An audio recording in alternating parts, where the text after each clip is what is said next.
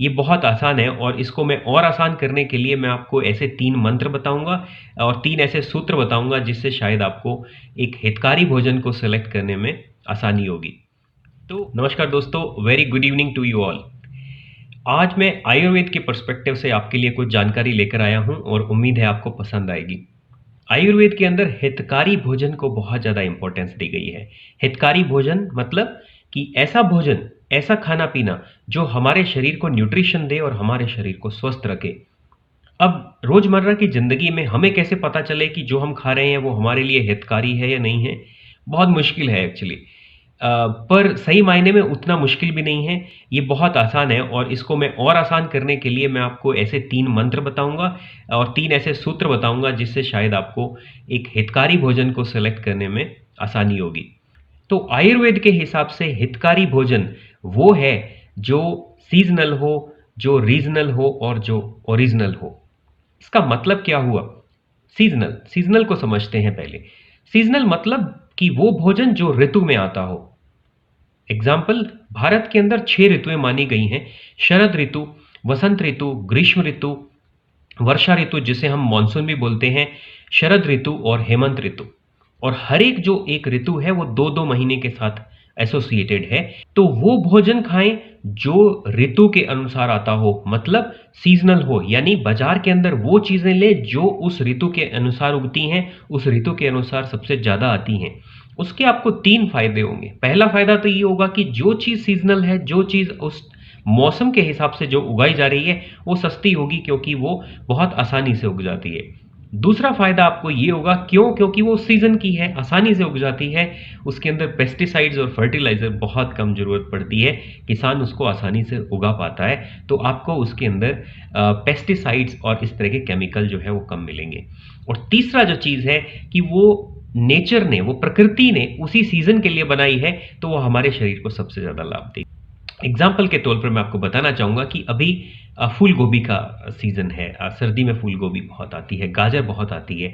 ये खाना हमारे लिए हितकारी है। लेकिन यहीं पर अगर हम बात करें तो बाज़ार में आपको शायद वाटरमेलन भी मिल जाएगा, तरबूज भी मिल जाएगा, लेकिन वो गर्मी का फल है, वो इस सीज़न का नहीं है, वो हमें नहीं खाना चाहिए। वो हमारे लिए गलत होगा इस मौसम में खाने के लिए।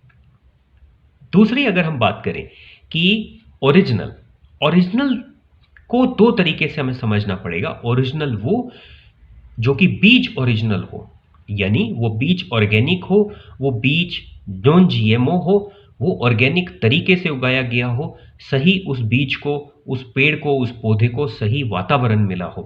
तो यानी ओरिजिनल होना चाहिए, ओरिजिनल स्टेट में होना चाहिए वो। तो कोशिश करें अगर आपको ऑर्गेनिक और नॉन जीएमओ प्रोडक्ट्स अगर आपको मिलते हैं, फल फ्रूट वगैरह मिलते हैं, तो आप प्रेफ़र करें कि आप उनको लें।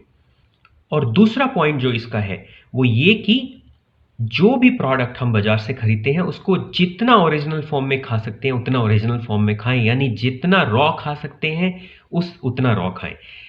हो सकता है आपको थोड़ा बहुत उसको स्टीम करना पड़े, आपको बॉयल करना पड़े, पकाना भी पड़े, लेकिन ध्यान रखें, जितना हम दूर जाएँगे ओरिजिनल स्टेट से, उतना ही वो हमारे लिए नुकसानदायक होगा। यानी जितना ही हम आप उसको तल कर, बहुत ज़्यादा पकाकर, बहुत ज़्यादा प्रोसेस करके खाएँगे, उतना ही हमारे लिए वो नुकसानदायक होगा। तो ओरिजिनल मतलब कि जितना ऑर्गेनिक हो, नेचुरल तरीके से उगाया गया हो, उतना अच्छा। नॉन जीएमओ उसका सीड हो, यानी वो छेड़-छाड़ नहीं हुई हो उसके बीज के साथ, वो खाएँ। और तीसरा जितना रॉ खा सकते हैं, उतना रॉ खाएँ, जितना कम पका हुआ खा सकते हैं, उतना कम पका हुआ खाएँ। और तीसरा जो सूत्र आता है दोस्तों वो है रीजनल। चीज़ वो लें जो सबसे कम ट्रैवल की हुई हो, जो आपके उसी क्षेत्र में उगाई गई हो, वो आपके लिए सबसे ज़्यादा अनुकूल है। अब क्षेत्र से हम क्या मतलब रखते हैं? क्षेत्र मतलब मेरा शहर या मेरा डिस्ट्रिक्ट या मेरा स्टेट या मेरा देश। देखिए, इसमें हमें ये समझने की ज़रूरत है कि हम जिस तरह के वातावरण में आजकल रह रहे हैं, वहाँ पर हर एक तरह की सब्ज़ी, हर एक तरह का फल आजकल हर एक रीजन में उगाया जा रहा है। तो इस चीज़ को मैं आपके लिए आसान कुछ इस तरह से करूँगा कि जितना कम इम्पोर्टेड सामान आपको मिले उतना अच्छा है। बाहर का तो बिल्कुल नहीं, तो अगर आपको भारत का बना हुआ कोई भी प्रोडक्ट, भारत में उगाया हुआ कोई भी प्रोडक्ट मिलता है, तो वो हमारे लिए सबसे बेहतर है, क्योंकि वो हमारी यहाँ की ऋतुओं के हिसाब से, हमारे यहाँ के वातावरण के, यहाँ का जिस तरह का पानी है, उसके अनुकूल रहता है।